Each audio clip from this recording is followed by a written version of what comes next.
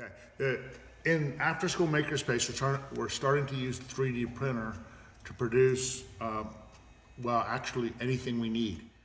We're only limited by the size of the printer and where it can print, although some of the designs can take time. We've recently been printing what are called spinner fidgets, which require the kids to print a design, and this came off.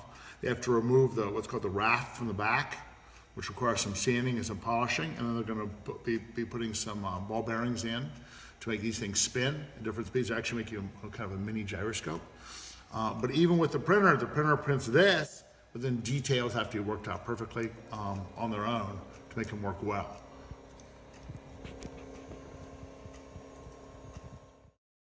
In baseball, if you're able to bat a 300, you're in the Hall of Fame. That's hitting the ball 30% of the time. In the last session of After School MakerSpace, we had kids try about 15 projects. About 2, or I would say probably 3 of them were successful. That's 3 out of 15, that's 33%. So we're ready for the Hall of Fame already. A lot of what boils down to After School MakerSpace is giving the kids the opportunity to try and experiment with new ideas. Now the reality is that most things we try don't work out. It's always a case of experimenting and trial and learning by, some would say failure, but I would say the real learning comes in the case is looking and saying is a successful failure. And the fact is we learn by looking at what didn't work to tweak it for the next time. And that's much more like real life than classrooms are. As I was telling the students the other day, the only place where you're going to get 90% right is in class on the test. Out in the real world, you're happy with 60%. The MakerSpace allows the kids to have more experience with that and to recognize that things don't always work out well, but that's okay.